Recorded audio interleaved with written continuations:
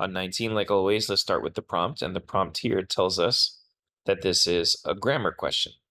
And so we're reading with an eye toward grammar. And let's start reading. This abstract artist intends his installation to make passerbys keenly aware of how one's movements are affected by the physical features of one's environment, assembles large-scale steel plates into sculptures that dominate the outdoor spaces they occupy. So there are a couple of things going on here. One is that this is one of these questions that really requires you to read to the end of the text at all times. It's kind of a built-in trap in a lot of SAT questions that if you're not reading all the way to the end, then it looks one way, because this looks so good in terms of this artist intends his installation to make passerbys keenly aware of how movements are affected by the features of one's environment. So if you're only reading up to about here, one thing sounds really good, and that would be wrong.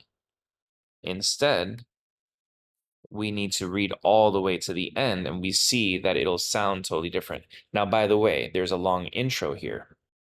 What we're talking about is that there are two common ways to name someone or something: the middle modifier and the long intro. Middle modifier would be if the information is off to the side. Grateful, the SAT ACT instruction company, helped me. The long intro: SAT ACT instruction company grateful, helped me very much. So in the long intro way of doing it, all the information is attached to the name. These companies that make these types of tests know that we don't talk that way. So the name is American abstract artist Richard Sierra. That's his name.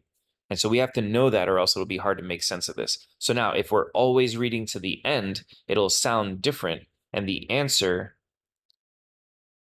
ends up being C when you do that. So let me read it with C in place.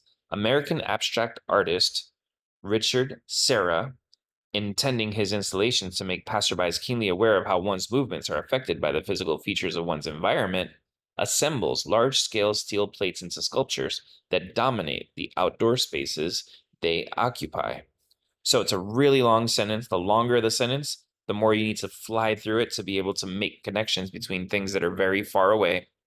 But putting it all together, the answer that works in this location is C.